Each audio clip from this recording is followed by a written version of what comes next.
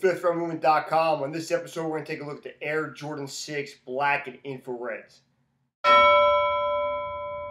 So before we get really started on the shoe, we're going to talk about the history a little bit. Originally came out in 1991 when Jordan won his first of 6 championship runs. I had saved up some money to buy them then when I was a little kid, and then Sonic the Hedgehog came out for Sega Genesis, and ended up buying that instead. Didn't get the 6s. And then you couldn't get them. About 10 years, they just went away. In 2000, they came back out again. Saved up some money. I was about to buy them. A bunch of my friends were going to see a Nelly concert. Went to the Nelly concert. Couldn't get the 6s again. Bottom of the line is, I had a good time at that show, but I got to go through the rest of my life telling people I saw Nelly live. So, you know, it's not really a win. And then they came out in 2002 in low tops. You see chilling in the back with the FifthRoundMovement.com robot. I was smart enough, got my stuff together and got those. But they still weren't the original high tops, and they definitely weren't the infrareds. And then in 2010, they came out. They came out in varsity red, which were similar, really tough to get. And they came out in a pack with the white infrareds, which were just too hard for me to get. I just couldn't get my hands on them. So then finally, in 2014, they announced they were coming out on Black Friday. I got all my ducks in a row, and none of that worked out for me. Luckily, my wife was cool enough to go out, get a lottery ticket, and we won the raffle, and we just went and got those on Black Friday of 2014. So let's get into what we got today. The box, pretty typical Air Jordan box for 2014. Unfortunately, mine was pretty beat up. It looks like Ace Ventura delivered it. I don't know how that happened. But the bottom of the box, you kind of see, is still the cement print, which is weird because you've been doing the bottom kind of match with the shoe this year, and this obviously doesn't go with the 6s at all. But that's what they did. So it's kind of flip top box. We're going to open it up, and we're going to get right into the shoe itself, which is pretty much exactly what you remember from back in the way early 90s.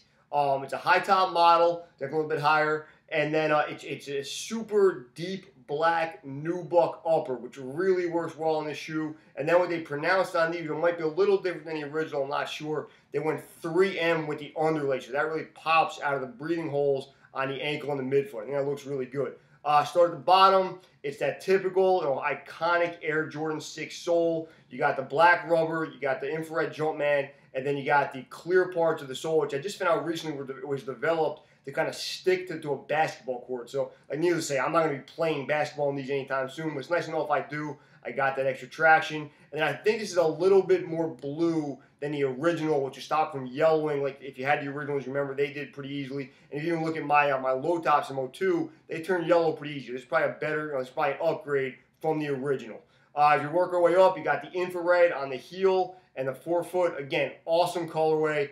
Some people that don't remember these think this is too pink. You remember when these came out, this is what they were. This is what the shoe was. This is the original version. So definitely works on this for me. As you work our way up, for quick, easy on, easy off access, you got a heel tab, which apparently Jordan actually moved away from his heel so it rub against the Achilles when he played, which obviously makes sense. It kind of looks like a spoiler on a car, which I think works really well. On the tongue, you have the 2 iconic holes to pull up. Now, I'll be honest, in my lifestyle today, I don't really need to get my shoes on and off that quickly, but if I do, it's nice to know that I have the option. On the front, you have the iconic infrared kind of lace holders. You don't have to fully tie the shoe. If you're a little bit older, you might remember in the early 90s when these were hot the first time, these came on every starter jacket. It was a big thing that, if you catch a kid sleeping, you take the hook holders off his starter, put them on yours, and if you were like the coolest kid, you had 6 on your starter jacket.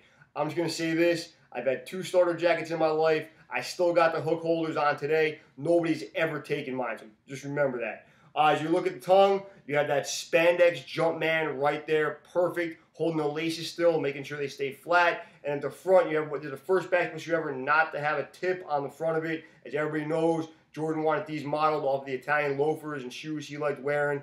This was done a little bit later, a year or 2 later, on the Shaqs by Reebok. Worked there, and then done on countless shoes since then. But these are the first ones that people saw them and they were like, what is that on is that a grown man shoe or is that a baby shoe? And then this kind of set the tone, and it's 25 years, a ton of people have done this. So that's really it, man. That's the shoe. It's pretty much exactly what you remember from the early 90s. You got the clear ice soles, you got the black, deep black nubuck upper, and then you got the infrared in all the right places. And the only thing that maybe you could take away from this version is that real purists want Nike Air on the back instead of the Jumpman. But I'm going to say, as hard as these are to come by in 2014, I'll take them wherever I can get them. That's going to wrap it up for this episode of FifthRoundMovement.com. Make sure you follow me on Twitter and Instagram at Mr. Fifth Round, and on SneakerTube TV also at Mr. Fifth Round. We'll see you next time.